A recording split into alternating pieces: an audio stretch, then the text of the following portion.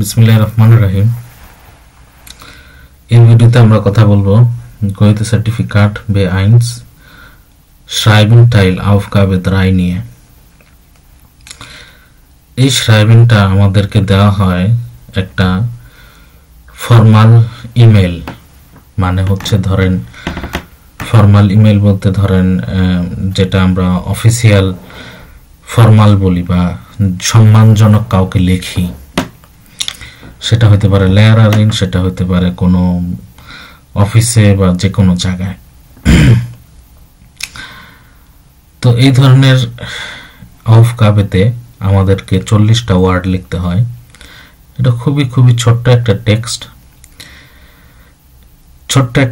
কিন্তু আমাদেরকে একটা ক্রাইটেরিয়া ফুলফিল করে লিখতে হয় যাতে এক্সামিনার বুঝতে পারে যে আমার B1 লেভেল আছে কিনা। প্রথমে আমাদেরকে প্রশ্ন বুঝতে হয়। আমরা প্রথমে প্রশ্নটা পড়ি। Ihre Lehrerin Frau Müller hat Sie zum einem Gespräch über ihre Lernziel eingeladen. Ihre Lehrerin, আপনার টিচার Frau Müller, মহিলা Müller, Frau মানে হচ্ছে মহিলা, Müller hat Sie zum einem Gespräch über ihre Lernziel eingeladen. আপনার টিচার Frau Müller আপনাকে একটা কথা বলার জন্য আপনার পড়াশোনার ল্যান্ডসিলের টার্গেটের উপরে কথা বলার জন্য আপনাকে একটা আমন্ত্রণ জানাইছে যে এই আপনার মানে ল্যান্ডসিল মানে হচ্ছে শিক্ষার ভবিষ্যৎ পড়াশোনার যে বিষয় বা ভবিষ্যৎ যে আপনার পরিকল্পনা, পড়াশোনার পরিকল্পনা বিষয়ে আপনার সাথে কথা বলার জন্য আপনাকে একটা আমন্ত্রণ জানাইছে অথবা আপনাকে একটা অ্যাপয়েন্টমেন্ট দিছে। Leider können Sie an diesem Termin nicht kommen. Unfortunately, আপনি এই অ্যাপয়েন্টমেন্টে তার সাথে দেখা করতে পারবেন না। এখন আপনি তাকে উত্তর দিবেন যে আপনি এই সে যে আপনাকে যেই ডেটে অ্যাপয়েন্টমেন্ট দিছে এই ডেটে আপনি তার সাথে দেখা করতে পারতেছেন না। তো তাকে যে উত্তরটা লিখবেন, সে যেহেতু সে হচ্ছে আপনার লেয়ারিং, হ্যাঁ, তো এই তো মানে এই জন্য আপনার এটা ফর্মাল ইমেল লিখতে হবে। এই ধরনের ইমেল লিখতে হলে আপনার 2-3টা ক্রাইটেরিয়া মনে রাখতে হয়। একটা হচ্ছে আনরেডি, মানে হচ্ছে আপনি তাকে কি বলে সম্বোধন করবেন।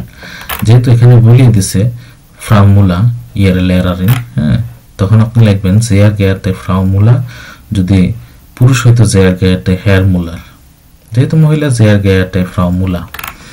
তারপর হচ্ছে আপনি আপনার রিজনটা বলবেন যে আপনার কি রিজনে সে যে অ্যাপয়েন্টমেন্ট দিছে সেই অ্যাপয়েন্টমেন্টে আপনি আসতে পারতেছেন না। এখানে আমি 2-3টা 22 পিল লিখছি, মানে রেডিমেটেল লিখছি, হ্যাঁ। রেডিমেটেল গুলি আপনারা দেখলে আপনারা বুঝতেছেন যে মানে একটা এক্সাম্পল। তারপরে দেন হচ্ছে আপনারা একটা অন্য একটা নতুন ডেটের জন্য তার কাছে রিকোয়েস্ট করবেন। যদি ভালো হয় এখানে যদি আপনারা কনেক্টিভ সোয়া ইউজ করতে পারেন যে কোয়েন্টেন সিপিটি মি আইনে নয় টেমিন আনবিটেন, হ্যাঁ, যদি এটা বলতে পারেন তাইলে হচ্ছে বেটার। এবং শেষে আপনারা তাকে ধন্যবাদ জানাবেন এবং অবশ্যই মিট ফ্রয়েন্ডলিশন গ্রুসেন লেখা দেন আপনার নাম লিখবেন। আচ্ছা, আমরা দেখি আমি কি লিখছি। মিট ফ্রয়েন্ডলিশন গ্রুসেন দিয়ে কমা হবে sehr geehrte Frau Müller, vielen Dank für Ihre Einladung, হ্যাঁ, যেহেতু আপনাকে আইনলাডুং দিছে। Es tut mir leid, মানে আমি খুবই দুঃখিত, aber ich muss Ihnen leider mitteilen, dass ich zum Termin nicht kommen kann. আমি আনফরচুনেটলি আপনাকে জানাচ্ছি বা মিটটাইলেন করতেছি যে das মানে হচ্ছে যে ich zum Termin nicht kommen kann, যে আমি এই টার্মিনে আসতে পারবো না। কারণ weil ich krank bin, কারণ আমি অসুস্থ, und zum Arzt gehen muss, কারণ আমি অসুস্থ এবং আমার ডাক্তারের কাছে যেতে হবে। Könnten Sie mir bitte einen neuen Termin anbieten? আপনি কি আমাকে একটা নতুন টার্মিন দিতে পারবেন? vielen Dank für Ihr Verständnis. আপনাকে আপনার আন্ডারস্ট্যান্ডিং এর জন্য আপনাকে ধন্যবাদ। mit freundlichen Grüßen, আপনার নাম। দেখেন একটা জিনিস আমি চোরা পদ্ধতি শিখাই দিই যে এই ধরনের যদি einladung হয়, হ্যাঁ, এই সেম যদি ফর্ম থাকে যে ধরেন আপনাকে einladung দিছে, টার্মিন দিছে, einladung যদি থাকে তাহলে আপনারা এই কটা জিনিস ঠিক রাখতে পারেন। এটা তো আপনারা সবসময় যদি এই ধরনের টার্মিনের ইস্যু আসে যে আপনার টার্মিন দিছে আপনি আসতে পারবেন না, নতুন টার্মিন ফরসলাগ, হ্যাঁ, এই দুইটা লাইন আপনারা সবসময় রাখতে পারেন কমন। ওই যে আমরা ছোটবেলায় মুলটি আমাদেরকে স্যাররা কিছু প্যারাগ্রাফ দিত না, রচনা মুখস্থ করতে, আমরা কিছু মাল্টি মানে কিছু লাইন আছে মানে যে কয়না আলু যেরকম সব তরকারিতে দেওয়া যায়, হ্যাঁ, যেমন আমরা পুরান ঢাকার মানুষ মনে করেন মানে একদম খাস বাংলায় বলি যে আলু যেরকম সব তরকারিতে দেওয়া যায়, এবং টার্মিন বিষয়ে কোনো কিছু আসলে যে আপনি নতুন টার্মিন চাইতেছেন, তখন আপনি এই দুইটা জিনিস এই সেন্টেন্সটা লিখতেই পারেন যে আপনার টার্মিন দিতে মানে আপনি যে টার্মিন দিচ্ছে সেই টার্মিনে যেতে পারতেছেন না, তখন আপনি একটা রিকোয়েস্ট করলেন, হ্যাঁ, এবং আপনি যে ক্রাইটেরিয়া বলছি যে এই ক্রাইটেরিয়া আপনি ফুলফিল করে ফেললেন, এবং এই সেন্টেন্সটা অনেক ভালো একটা লেভেলের সেন্টেন্স, কনেক্টিভ হয়। তারপর বললেন যে আপনার আন্ডারস্ট্যান্ডিং এর জন্য ধন্যবাদ। তার মানে এই দুইটা লাইন আপনি যদি এই ইস্যুতে আসে সবসময় ইউজ করতে পারেন, আর এইগুলো তো অবশ্যই করবেন, mit freundlichen Grüßen আর এগুলি। আর যদি einladung এর কথা উল্লেখ থাকে তাহলে প্রথমে লিখতে পারেন vielen Dank für Ihre Einladung, যদি ইমেল দিয়ে থাকে vielen Dank für Ihr E-Mail, হ্যাঁ, তারপরে হচ্ছে আপনি রিজন জানাবেন যে কি কারণে আপনি আসতে পারতেছেন না, ঠিক আছে। এই সেন্টেন্সটা আরেকটু সহজ করে লেখা যায়, হ্যাঁ, es tut mir leid, aber ich muss Ihnen mitteilen, dass ich zum Termin nicht kommen kann, হ্যাঁ, দিয়ে যদি ফুল স্টপ দিয়ে যদি আপনি নরমাল সেন্টেন্স লেখেন যে weil ich krank bin, হ্যাঁ, তারপর আবার ফুল স্টপ দিয়ে যদি লেখেন und ich muss zum Arzt gehen, হ্যাঁ, যদি এই সেন্টেন্সও লিখতে চান কোনো সমস্যা নেই, সেন্টেন্স হবে, সেন্টেন্স হবে। কিন্তু যেটা যে যদি কেউ পারে, হ্যাঁ, লেভেল যদি কারো ভালো থাকে তাহলে সে এরকম লিখবে, হ্যাঁ। তা আমি নিচে এখানে লেখা দিই যে আপনি যদি এটা চান এটাও লিখতে পারেন, হ্যাঁ, যদি চান যে যদি লেখেন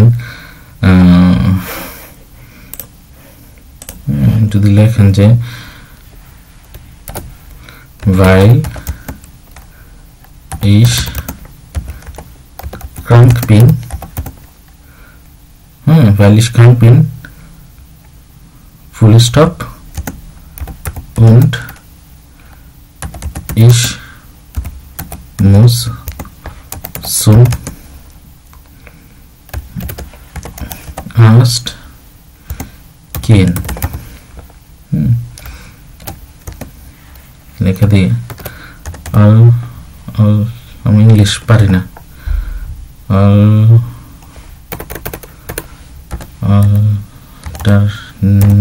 জানি না হয়েছে কিনা, বুঝলেই হইল।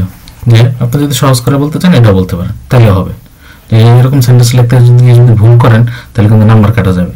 ওইটার থেকে ভালো যদি আপনি এটা বলে শান্তি পান বা এটা যদি বলতে পারেন তাহলে হবে, কোনো সমস্যা নেই। মোট কথা বেশি লিখতে গিয়ে ভুল করা যাবে না, হ্যাঁ, বেশি লিখতে গিয়ে ভুল করা যাবে না। যদি আপনি জিসার ফিল না করেন, যদি আপনি সিকিউর ফিল না করেন, যদি আপনি মনে করেন যে না আপনার সেন্টেন্স এটা হয়েছে কিনা আপনি শিওর না, তাহলে লিখবেন না।